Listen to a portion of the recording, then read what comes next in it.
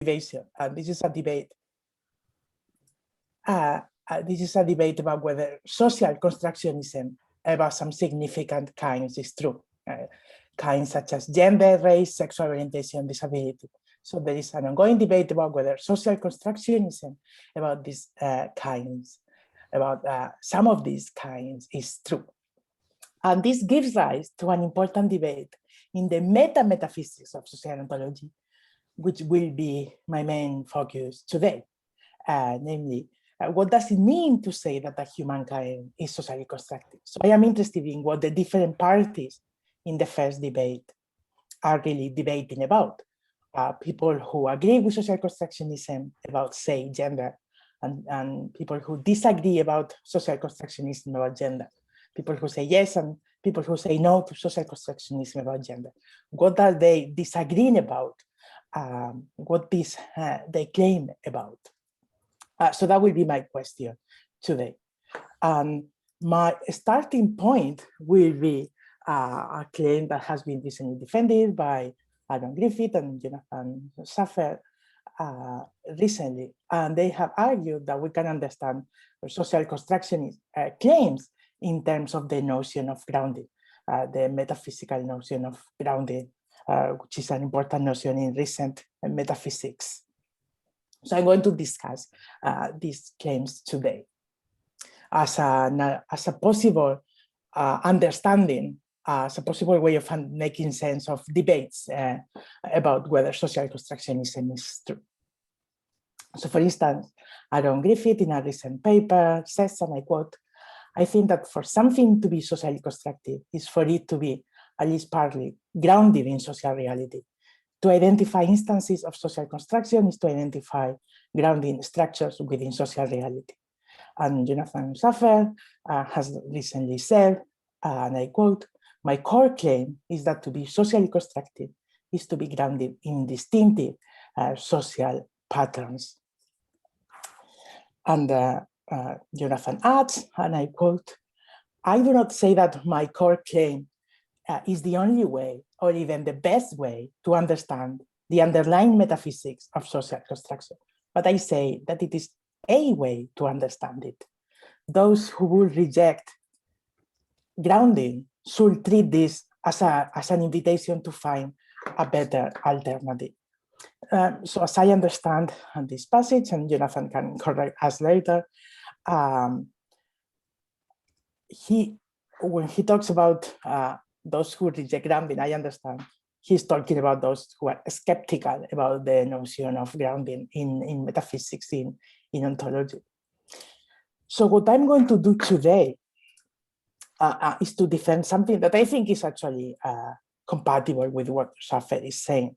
So I want to defend a pluralistic view about the metaphysics of social construction. So I think different versions of social constructionism or different claims of social constructionism can be understood in terms of different relations between the thing that is socially constructive, the kind that is socially constructive, and the corresponding distinctive social patterns that are constitutive of the thing that is socially constructive. So I do not reject that some social constructionist claims can involve the notion of grounding, but I do believe that there are some claims about social constructionism that do not involve the notion of grounding. I do agree with Saffer that is not the only way. So I do think there are some claims about social constructionism that are not about grounding. They are about a different relation. My starting point will be claims about the social construction of gender and race. And Sally Haslanger has been a pioneer in defending these claims about the social construction of gender and race. And she explained in her 2003 paper about social construction, she said that a claim about the social construction of an entity X usually aims to debunk traditional views about the nature of X, traditional views according to which X is determined by the biological. Say gender is determined by the biological or race is determined by the biological. So instead, social constructionists reveal ways in which the socially constructive is rather determined by social factors and practices. This is a central idea for social constructionism about gender and race and other important kinds. So Diaz-Leon famously offered a social constructionist view about gender and a social constructionist view about race. I have them here. I imagine many of you are familiar with this. So I will not read the details, just roughly, according to this social constructivist account of gender, someone is a woman if and only if the person is subordinated along some dimensions, and they are marked as a target for that treatment in virtue of observed or imagined features having to do with female role in reproduction.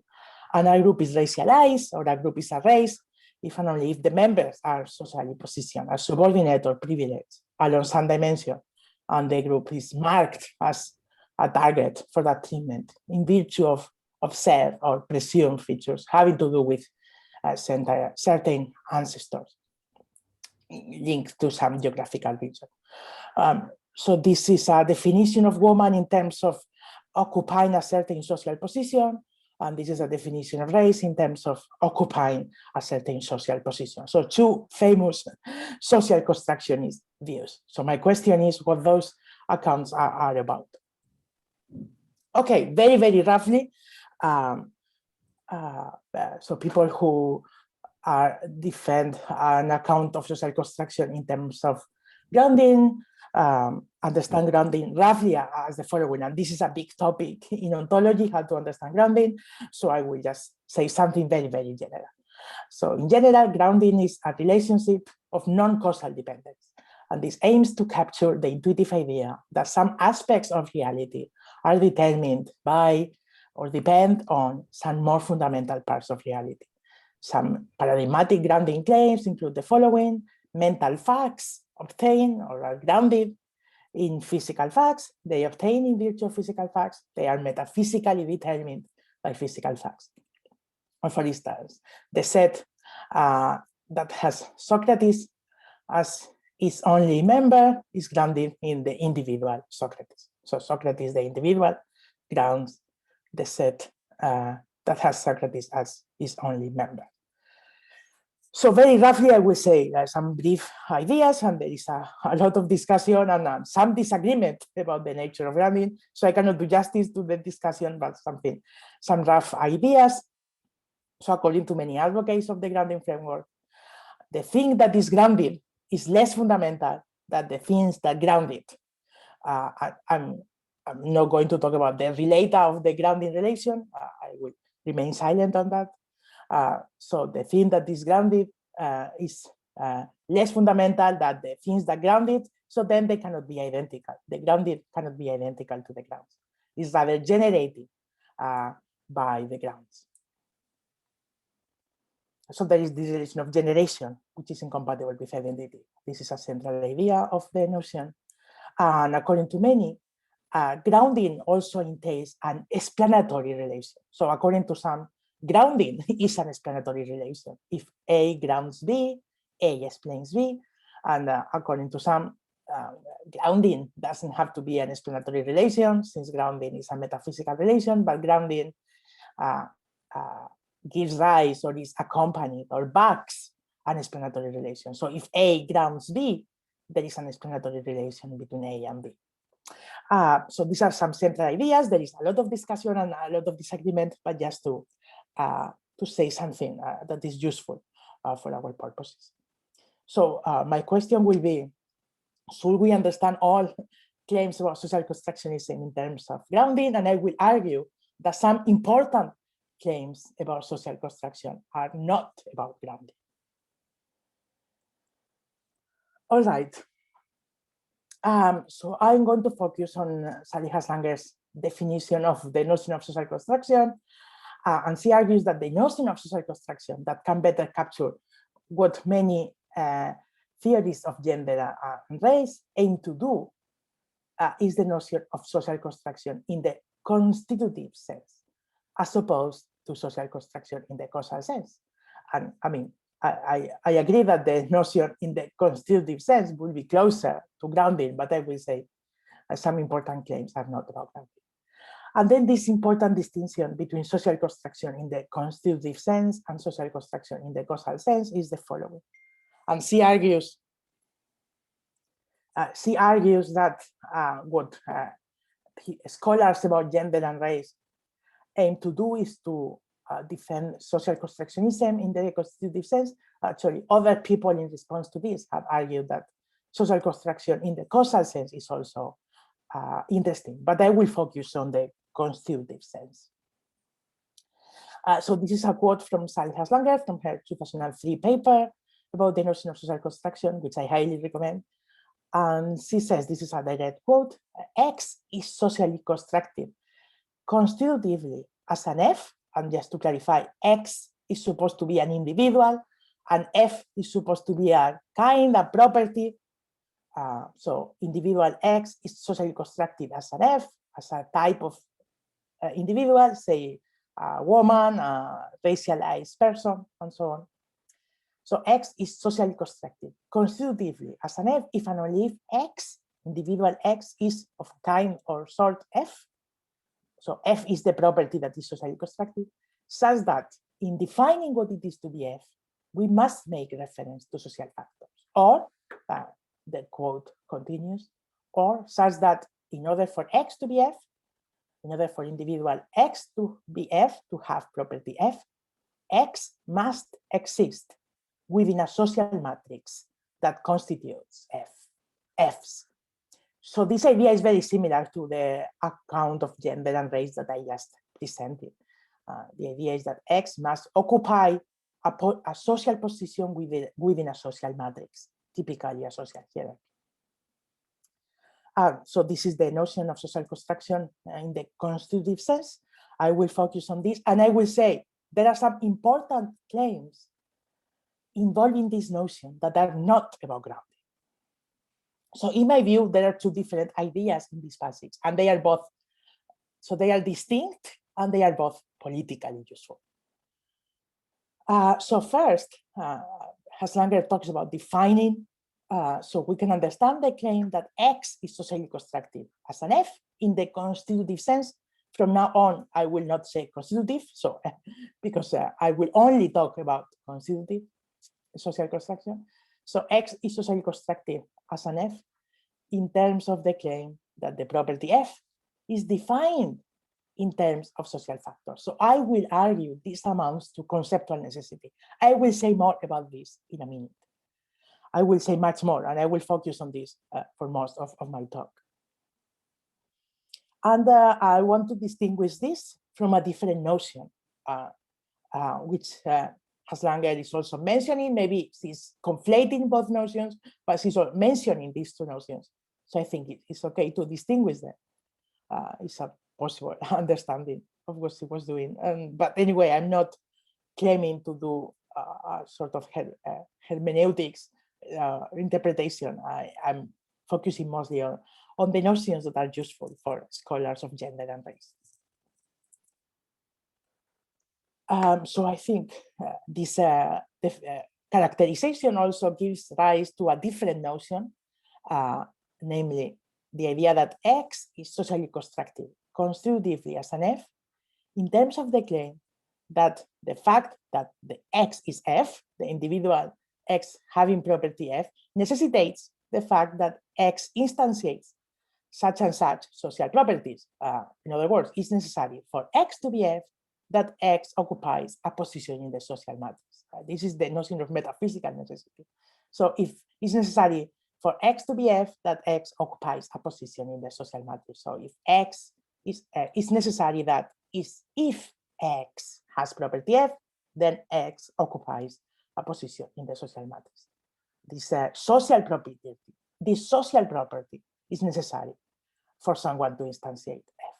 So someone instantiating F necessitates that X occupies a position in the social matrix. It's necessary in order to instantiate F that the individual instantiates the social position. This is what Haslanger, this is the best way to understand this claim by Haslanger. In order for X to be F, X must exist within a social matrix. It's necessary that if someone instantiates F, they instantiate the social position in the social matrix. So I think these are two different claims.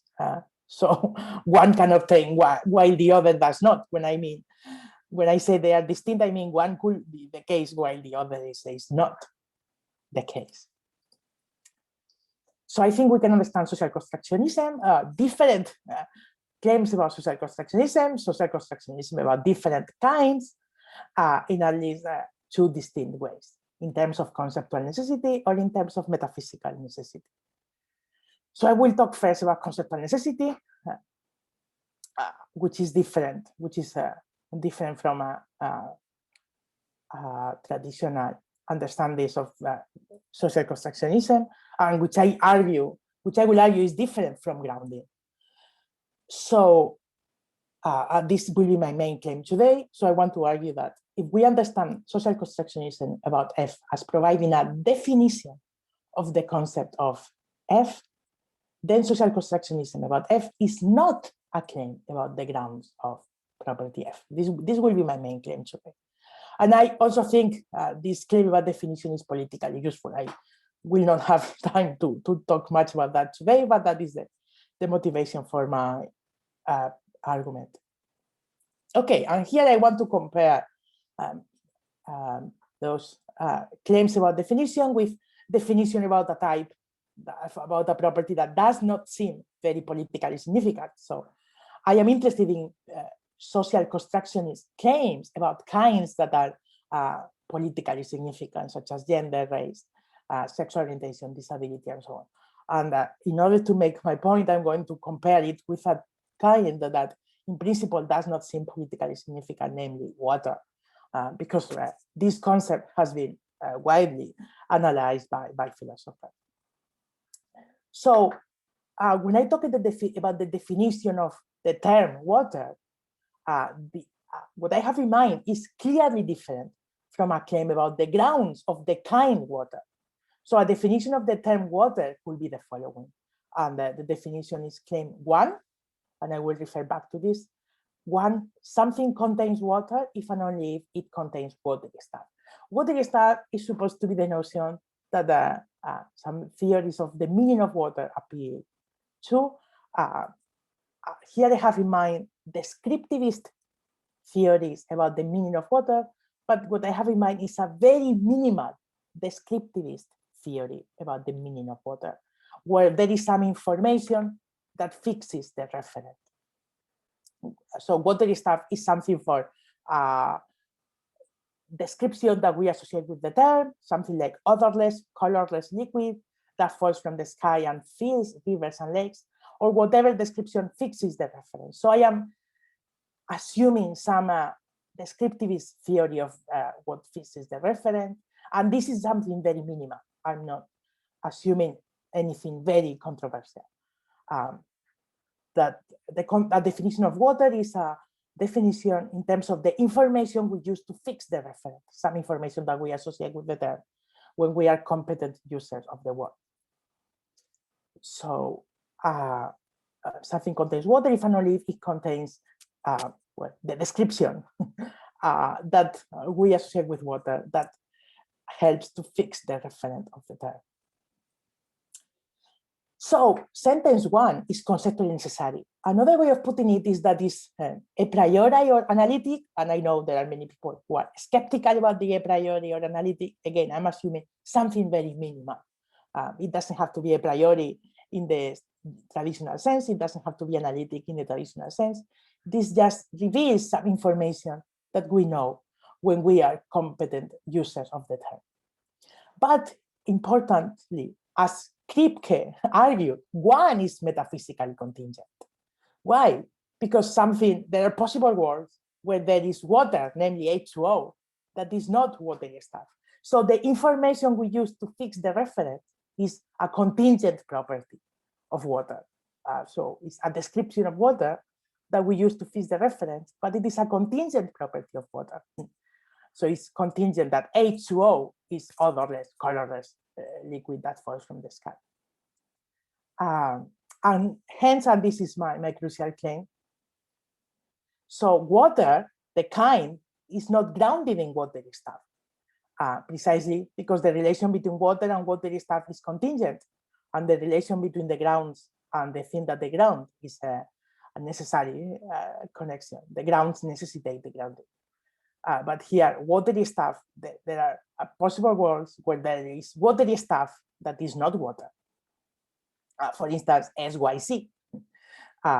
There are possible worlds like Twin Earth where there is watery stuff that is not water.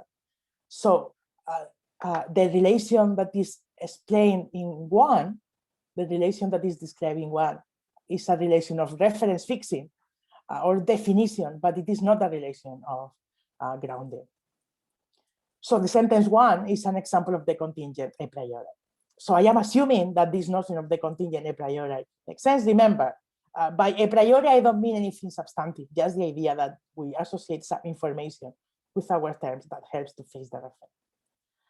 So I use a priori with quotation marks. I mean something very minimal. But the important thing is that this is contingent, so it cannot be a grounding claim. A clarification, maybe one, that something contains water if and only if it contains watery stuff, is not a claim about the grounds of the property of water, but maybe it is a claim about the grounds of the concept of water.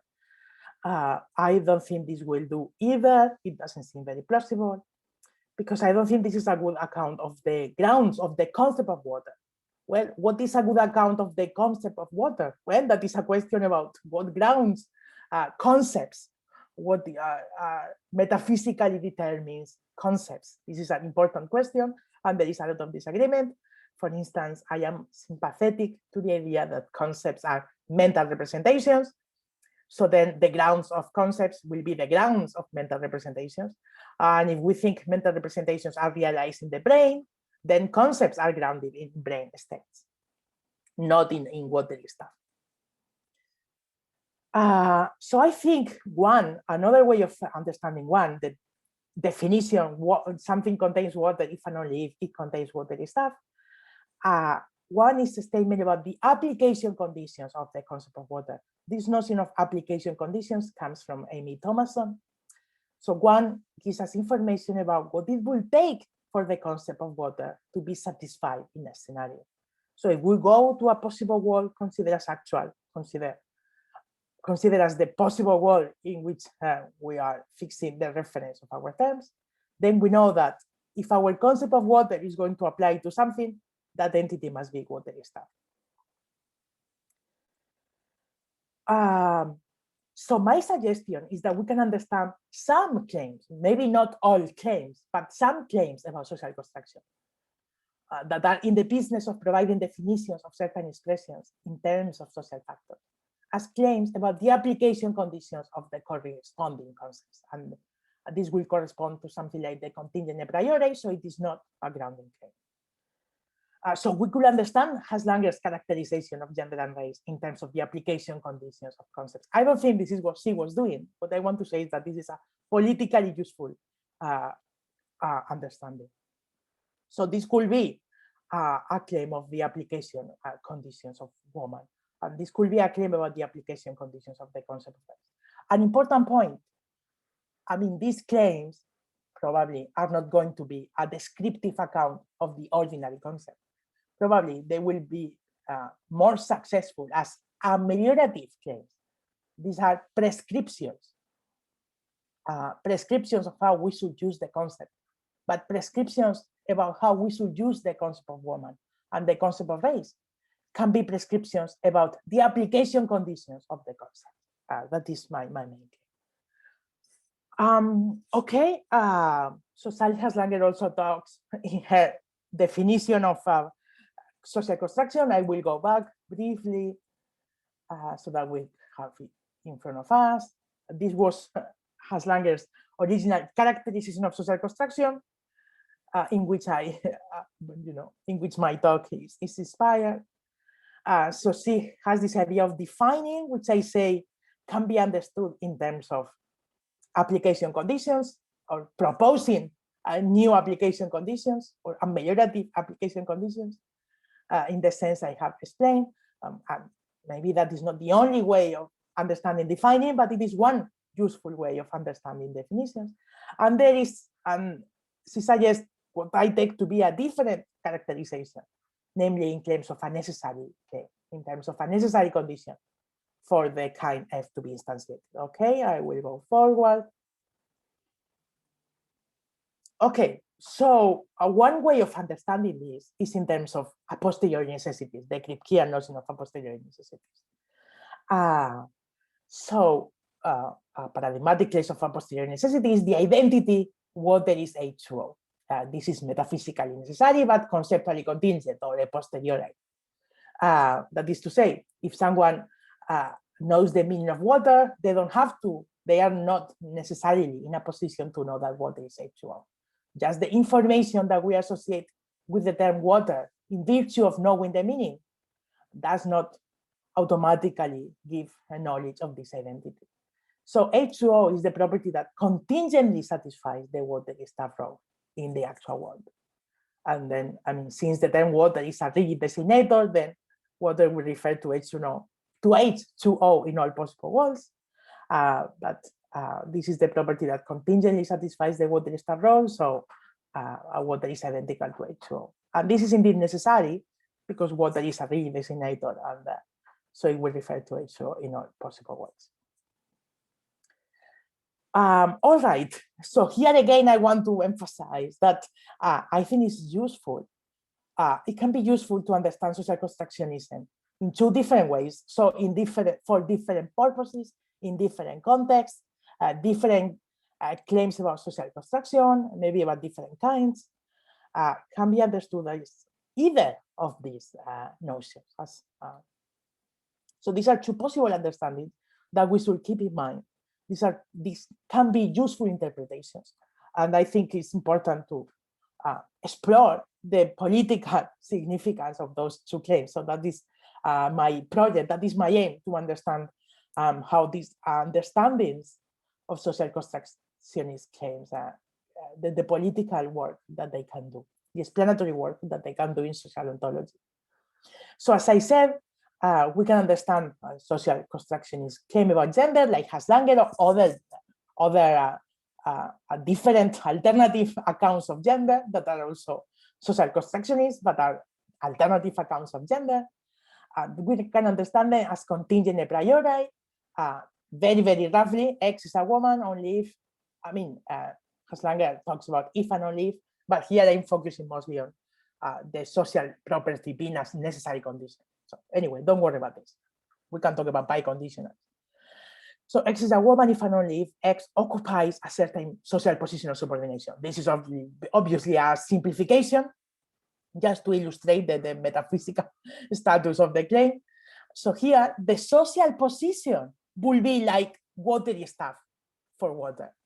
So this is some information that we associate with the term, and this information could be realized by different properties, in the same way that watery stuff can be realized by different properties. So I am interested in exploring the significance of this understanding of social construction, where this is an account of the application conditions. As I said, I don't think this is going to be an account of the ordinary concept. The most interesting claim is where this is a prescription and a ameliorative claim about how what the application conditions should be. And then there is an alternative claim, which maybe is closer to the spirit of Haslanger's accounts of gender and race, where the social constructionism is necessarily a posteriori claim. So again, the claim would look very similar. X is a woman if and only if X occupies a certain position of subordination, where this is necessary in order for someone to be a woman, and maybe also sufficient. But now I'm mostly interested in the necessity. So here, the social position of subordination will be, to woman like H2O is to water. So it's the property that actually satisfies the concept. And if this is a rigid designator, then it will refer to this property in all possible worlds. But we can imagine a scenario, a possible world considered as actual, where woman refers to a different claim. And again, this can be an ameliorative claim about what the reference should be. So I am interested in, so I want to propose these two possible understandings. I want to show that they are different, and I want to suggest that they are politically significant.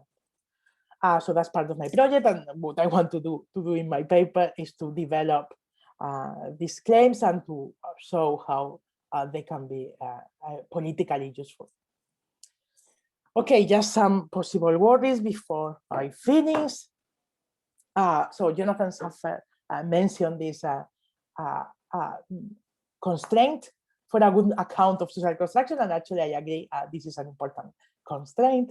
He said, and I quote, social construction must be subsumed under a general metaphysical relationship and thereby integrated into a systematic account of how reality's structure.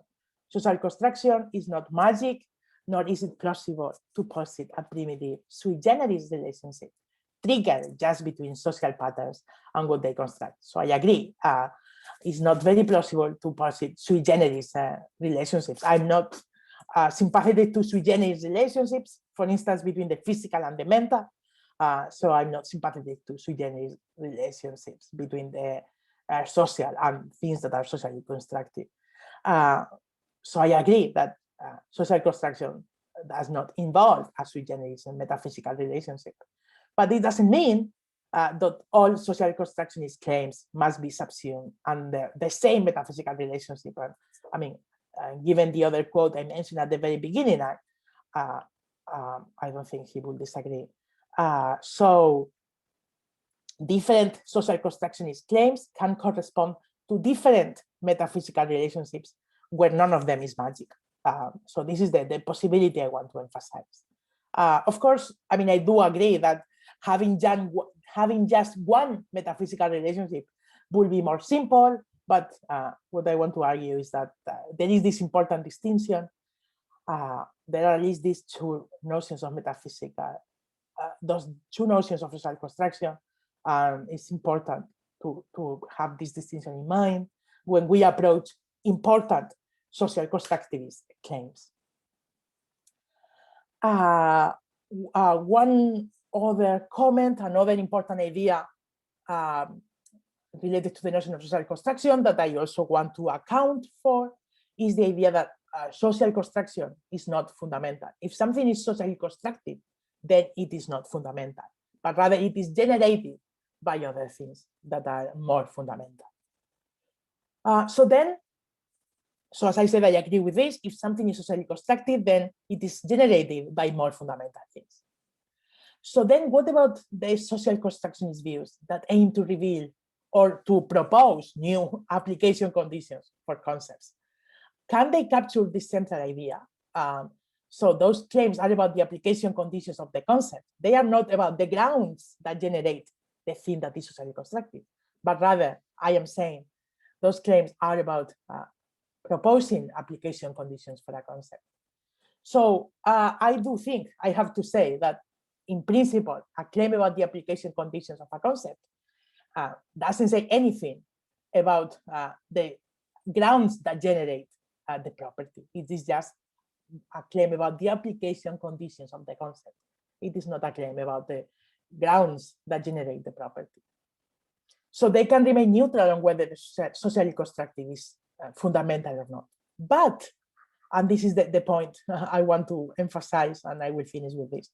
If we have claims that provide conceptual analysis of certain concepts or prescribe, remember, I am mostly interested in ameliorative accounts of new application conditions for a concept. Okay, so conceptual analysis, I mean, account of the application conditions that can be descriptive or ameliorative. I am more interested in the ameliorative ones. So if we are prescribing application conditions for some concepts in terms of other descriptions, there is a sense, and this is what I want to emphasize now, there is a sense in which we can see some concepts as being derivative from other concepts or being dependent upon other concepts. So I think these claims will talk about derivative relations, aim on concepts. So this is different from grounding. Grounding, I mean, if we assume that grounding is about facts or properties or kinds, I think those relations are different. So for instance, if we define the concept of bachelor in terms of the description of married man, there is a sense in which this concept is derivative from the latter concepts. This is a relation of conceptual derivativeness, not metaphysical derivativeness. So some philosophers that have written about this notion of derivativeness among concepts are David Chalmers in his book Constructing the World, and Amy Thomason has a paper about relations of derivation and hierarchy of concepts.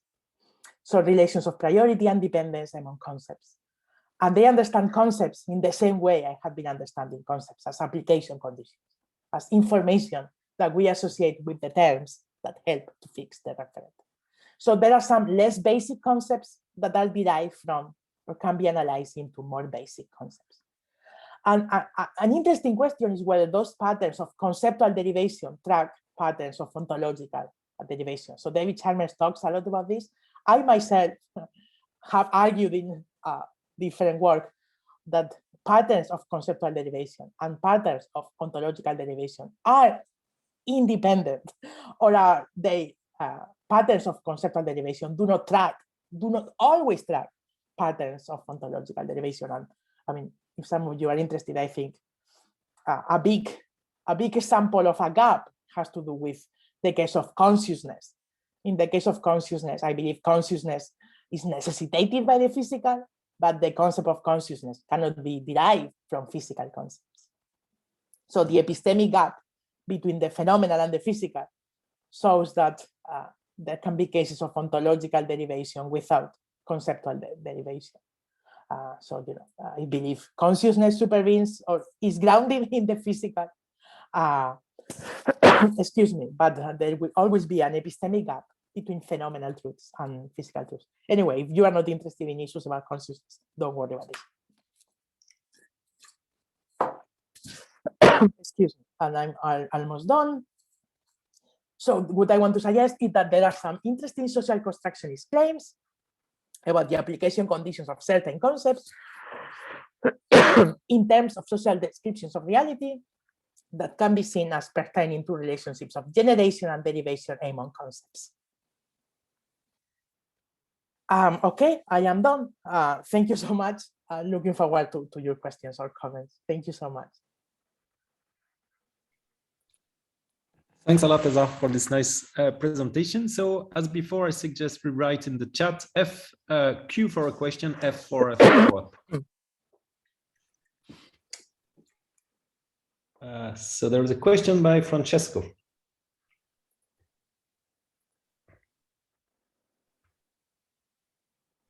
Francesco, you can go on. We don't hear you.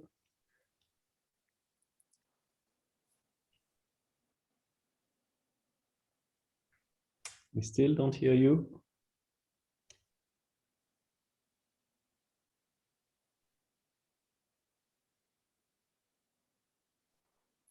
Oh, the host is not allowing the participant. So Francesco, let us move. I'm trying to deal with that. Let us move to Jonathan's question. No, I think I can. Good. Can you hear me? Okay. It was saying that the host wasn't allowing me. I don't know why. Sorry about that.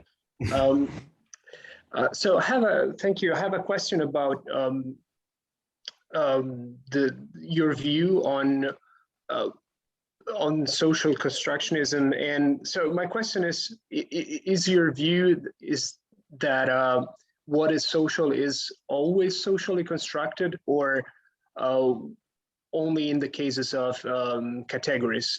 I'm asking you this because in the many definitions that you provided, there was always a reference to something else that is social, for example, a social matrix, a social role. And so I was wondering if then, if everything is socially constructed, then there is sort of an infinite regress where there's always this reference to something else that is social, and this would be an issue for social constructivism. Okay, thank you. Thank you. That is an important point. So just one very quick clarification and then an answer to your important question. So it's interesting that those claims about social construction in terms of grounds, we try to explain social construction in terms of being constituted by social factors or being determined by social factors. And it's interesting that we try to explain social construction in terms of being constituted by social factors. But someone could say, well, the notion of social factors is even less clear than the notion of social construction. But in our defense, people like Salihas Langer and others, they want to analyze properties like gender and race in terms of occupying a social position within a social hierarchy. So the claim is something like gender is socially constructed when it is determined by occupying a position in a social hierarchy. So if the social factors are illuminative in the ways Salihas Langer does, it gives a specific account of the social factors that constitute gender, say. I think that their notion can be illuminated, it can be clarified.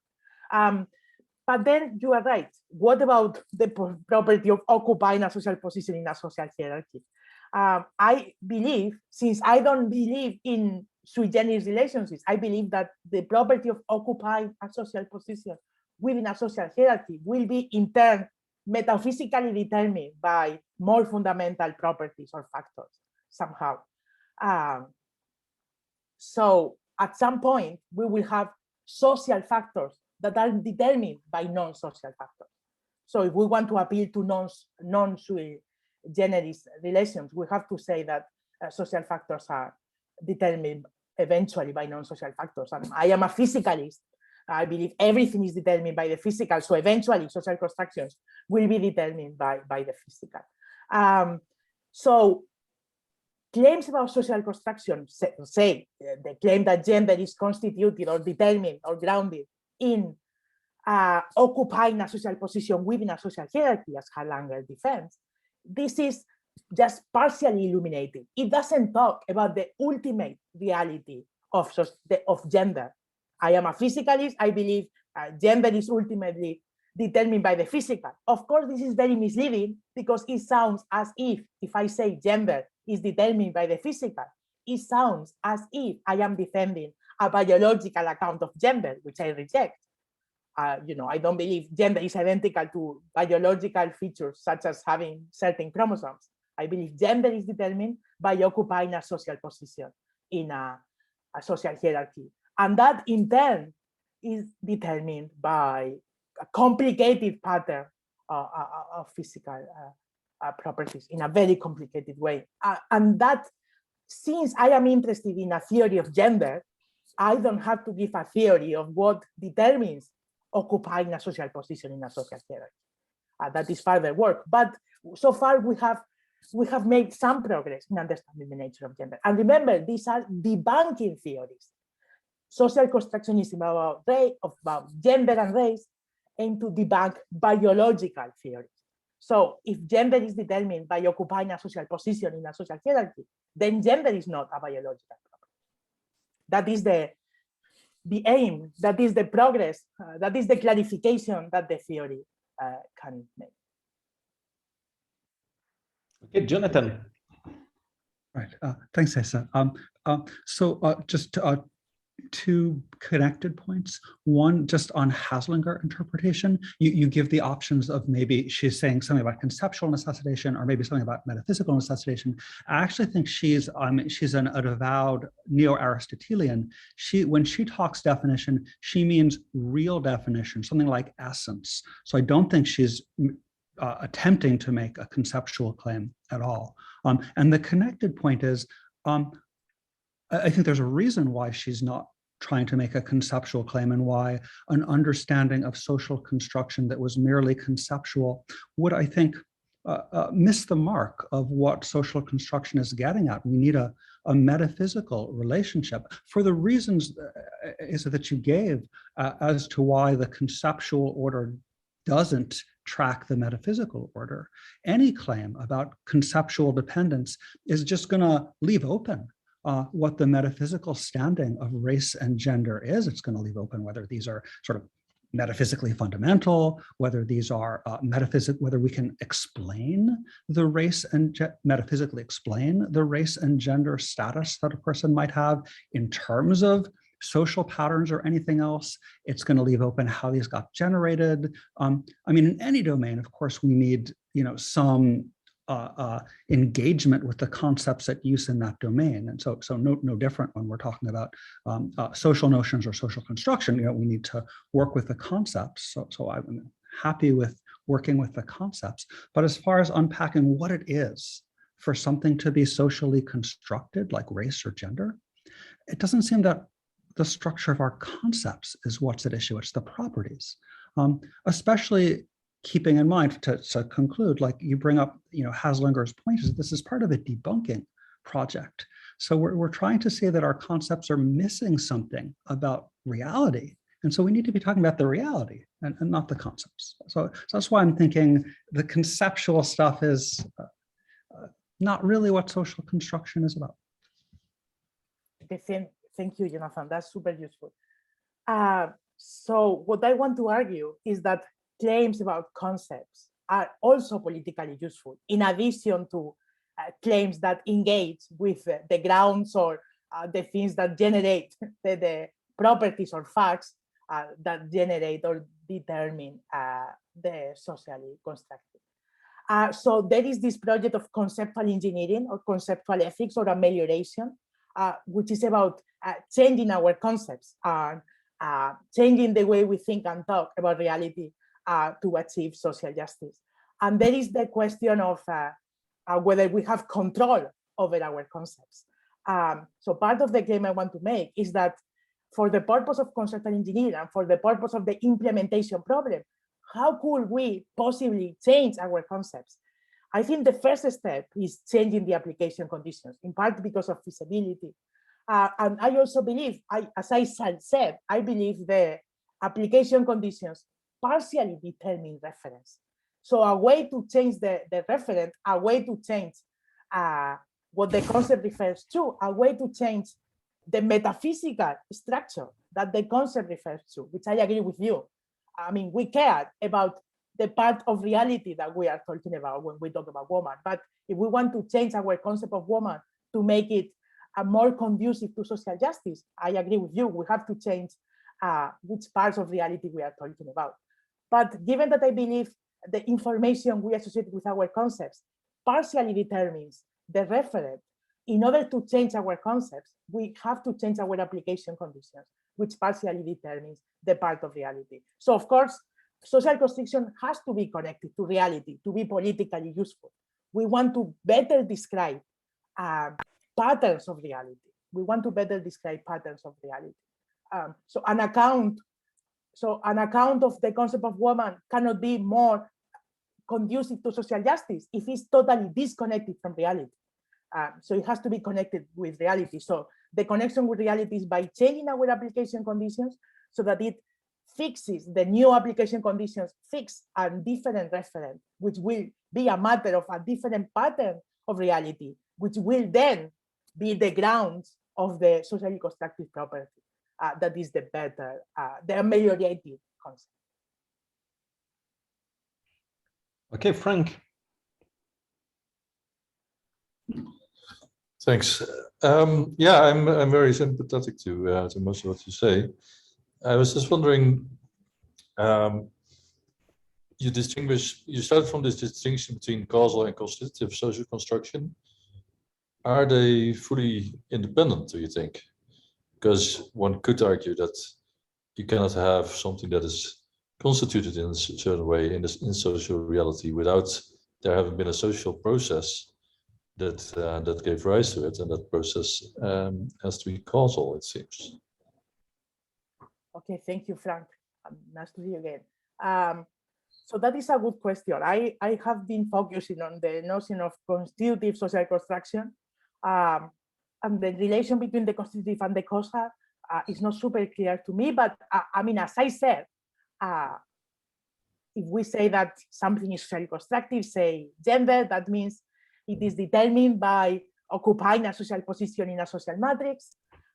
The property of occupying, the property of an individual occupying a social position in a social matrix, that property is dynamic, and I think there will be causal connections. So I said, at the end of the day, occupying a position in a social matrix has to be, I think it has to be grounded by something more fundamental.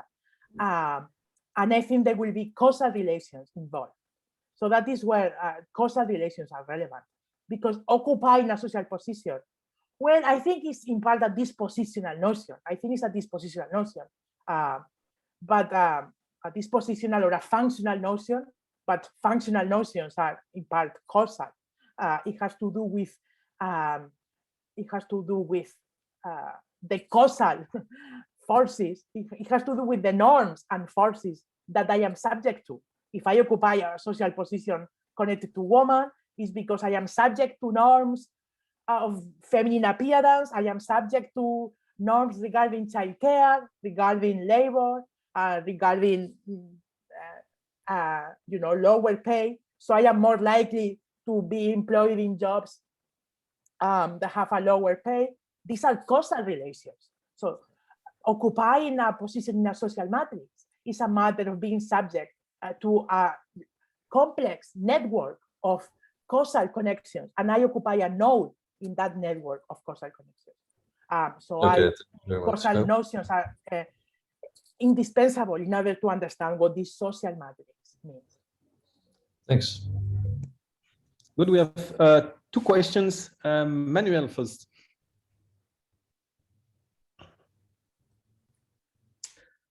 Hi there.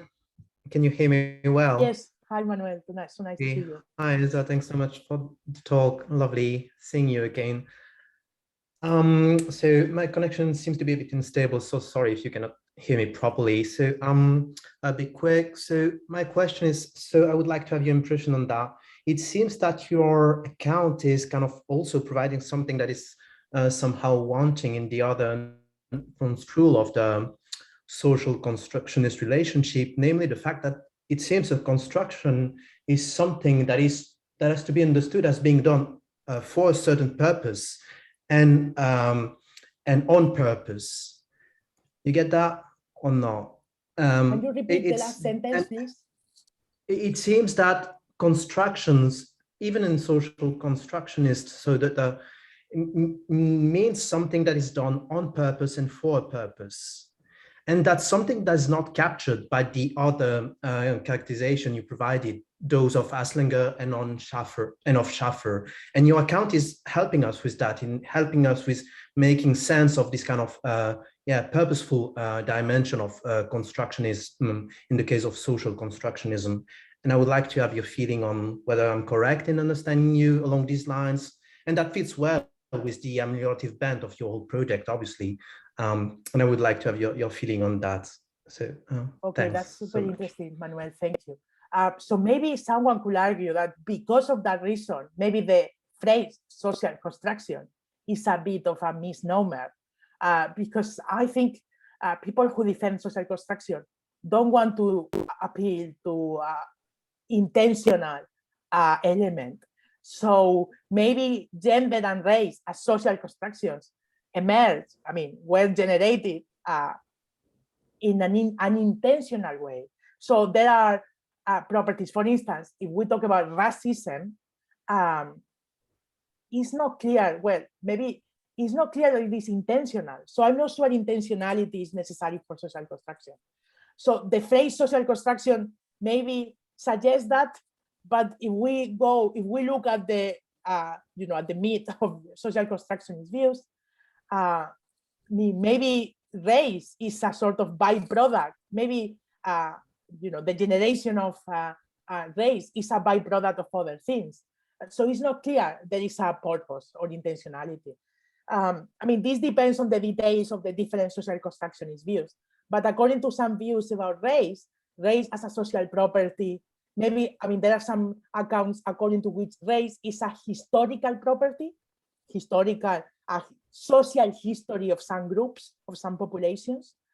It's not clear that this history is intentional. historical constructionism of race also talks about a history of discrimination of racialized groups. So groups of white people oppressing people who are perceived as non-white. So maybe oppression is intentional, but if what determines race is the historical property of having ancestors that have been oppressed in specific ways, it's not clear that the historical property is intentional, or it's not clear to me that that is necessary. So according to this, according to the notions of social constructionism that has Langer is emphasizing, what is relevant is that for someone to be a member of the gender, or for someone to be a member of the race, they have to occupy a position in a social matrix. You can do that. You can understand that synchronically as your position at time t, or some people understand the history of the social positions that the members of the group have occupied. But what is relevant is this occupying a social position in a social group, which can be understood historically. But the intentionality is, I think, is not part of social constructionism in the way people have defended. So maybe it's a misnomer. Maybe it's better to say constituted by occupying a social position in a social matrix. So that will be my answer. But if we want to accommodate what you are saying, I'm not sure how to do it. One way would be to focus on amelioration. I mean, amelioration is intentional, I think. Well, actually, some people think, Herman Kapelen argues that conceptual change is out of our control, and it happens, but it happens due to a million of factors that we cannot determine. But I am more optimistic. I think we can change concepts in order to achieve social justice. So I would want to incorporate that idea in terms of amelioration that is within our control. I know this is a big hope, but I am optimistic that that can be done. But thank you so much. I will think more about that. Sorry, I think we are nearly out of time. So Ron, since I promised you the question, perhaps we can make a very short question and as a very short answer, and then we can all take a break. Sorry, did you mean me? You said Don, Ron. Don, sorry, Don. Okay, okay. Sorry. Yeah, I was looking for someone named Ron. I'll try to be quick. I mean, if I can't be quick enough, just cut me off. I'm just trying to. Thanks for the talk. I'm trying to understand, make sure I understand it first before I ask the question. So, these conceptual relationships, am I right that you said they're a priori in some sense? Yes. Yeah. In some minimal sense. Some minimal sense. So, for example, maybe something like Michael Friedman's relativized a priori. They're relative to a model, or they're relative to some prior establishment of the relationship before we apply it. Fine. So then, it looks to me since I'm not persuaded that metaphysics has anything to do with social construction, or that it has any metaphysical dimension. So, given that understanding of the a priori, this looks like the analysis of these kinds of concepts and the way they function socially should be a job for political anthropologists, yeah? Well, if we want to reveal the concepts that we have used, if we want to reveal the application conditions that have been used, then cultural anthropology is going to be useful. And I agree, in order to understand our own concepts, armchair reflection has not proven to be very successful. We need empirical methods. But I am mostly interested in the ameliorative component. I mean, I do believe— In the which, sorry, the which component? Ameliorative. Yeah, sure. So the concepts or conceptual engineering, the concept that we should use. I'm also interested in the concepts that we actually apply. But we can only have very tentative accounts. We can only have tentative evidence about the concepts we actually use. I am interested in the concepts that are more conducive to social justice and how to implement those conceptual changes. This is why I think what is relevant is to engage in conceptual ethics, conceptual engineering, about what are the application conditions that will be the most useful. What application conditions for concepts like gender and race will be the most useful. Fine, thanks. That's clear. Thank you. Okay, thanks a lot, Ezra, for that nice Thank you, token everybody. discussion. Thank you so much. And I think See we you this all meet afternoon. again. We all meet again in 2 hours. Thank you. See you later.